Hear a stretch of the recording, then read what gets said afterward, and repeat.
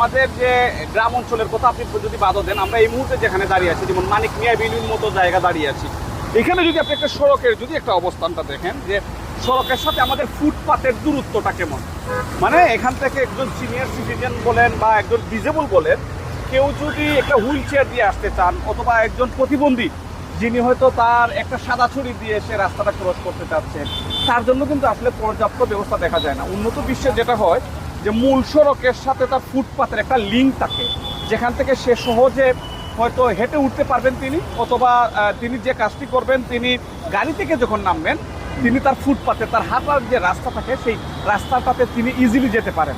এটা যেটা আমাদের ঢাকার যে সড়কগুলো আছে, এই সড়কে আমি এটা কমপ্লিটলি অনুপস্থিত দেখছি। যেমন আপনি যদি অভিজাত এলাকার কথা বলেন, গুলশানের কথা বলতে পারেন, বাড়িধারা বলতে পারেন, এমনকি আমাদের এই মানিক মিয়া এভিনিউ যেখানে আমরা এই মুহূর্তে রেকর্ডটা করছি, এইখানের মতো যে জনগুরুত্বপূর্ণ সড়ক, যেখানে দেশের অনেক গুরুত্বপূর্ণ ব্যক্তিবর্গ চলাচল করেন, এই রাস্তাগুলোতেও কিন্তু ঠিক আমরা এইরকম ফ্যাসিলিটিতে পাই না, যেটা উন্নত বিশ্বতে তারা প্রত্যন্ত গ্রাম পর্যন্ত তারা এটা নিশ্চিত করেন।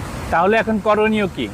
এটা হচ্ছে আমাদের দেশে কিন্তু বয়স্ক মানুষের সংখ্যা দিন দিন খুব বেশি বাড়ছে, যেহেতু মানুষের গড় আয়ুটা অনেক বৃদ্ধি পেয়েছে। এক্ষেত্রে এই বিষয়গুলো বিবেচনায় রেখে আমার মনে হয় যে আমাদের রাস্তাগুলো আমাদের বয়স্ক যারা আছেন তাদের জন্য ইউজার ফ্রেন্ডলি হওয়া উচিত, এবং যারা ডিজেবল আছেন তাদের জন্য তো অবশ্যই আরও বিশেষ করে গুরুত্ব দেওয়া উচিত, যাতে তারা ইজিলি যদি গাড়িতে উঠেন, গাড়িতে যাতে হুইল চেয়ার দিয়ে ইজিলি উঠতে পারেন, এবং এখান থেকে যাতে তারা ইজিলি নামতে পারেন। এখানে হতে পারে বয়স্ক হতে পারে, ডিজেবল হতে পারে, ব্লাইন্ড যারা আছেন তাদের জন্য হতে পারে। উন্নত বিশ্বে সড়কে বয়স্ক এবং প্রতিবন্ধীদের চলাচলের জন্য সহায়তাকারী থাকে। অনেক সময় যেই হুইল চেয়ারটা করে তিনি চড়বেন সেটাও প্রোভাইড করা হয়, সরবরাহ করা হয়। বাংলাদেশে তো এইরকম ব্যবস্থা দেখি না। এটা হচ্ছে একটা ইন্টারেস্টিং বিষয় হচ্ছে উন্নত বিশ্বে আমি ফ্রান্সের কথা যদি বলি, বেলজিয়াম, নেদারল্যান্ড, এইসব দেশের যে হুইল চেয়ার গভর্নমেন্ট প্রোভাইড করে বা কিছু সামাজিক সংগঠন আছে তারা প্রোভাইড করে, এগুলো হচ্ছে হাত দিয়ে আমাদের মতো টানতে হয় না, এগুলো অটো সিস্টেম থাকে। জাস্ট একটা বটম উনি প্রেস করেন, এই বটমটা প্রেস করে ইনি ইজিলি চলতে পারেন।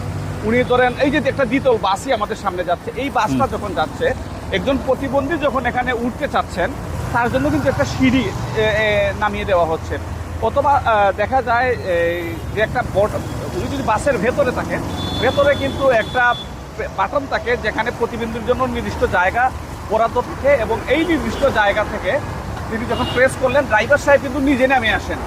ড্রাইভার নিজে নেমে এসে ওই যে প্রতিবন্ধী যিনি আছেন বা বয়স্ক যিনি আছেন তাকে কিন্তু একটু নামার ব্যবস্থা করে দেওয়া হয়, এবং তিনি খুব সহজেই বাসে উঠতে পারেন এবং বাস থেকে নেমে তিনি তার গন্তব্যে ইজিলি যেতে পারেন। যেহেতু রাস্তার সাথে সড়কের সাথে তার ফুটপাতের একদম চলাচল উপযোগী আছে, তিনি এই ইজি হুইল চেয়ার, ছোটো চাকার, অনেক বড় চাকা না, ছোটো চাকার এই হুইল চেয়ারটা অটোমেটিকলি উনি ওনার বাসা পর্যন্ত পৌঁছে যাচ্ছেন। এবং যদি ওনার কোনো অ্যাসিস্ট্যান্ট প্রয়োজন হয়, দেখা যায় এনে বললে এখানে সরকারি লোকজন থাকেন, তারা এই বাস স্ট্যান্ডগুলোতে সহায়তা করে থাকেন। আপনাকে অসংখ্য ধন্যবাদ এত চমৎকার তথ্য দেওয়ার জন্য। আপনাকে অসংখ্য ধন্যবাদ এই বিষয়টি আপনার দর্শকদের জন্য তুলে ধরার জন্য।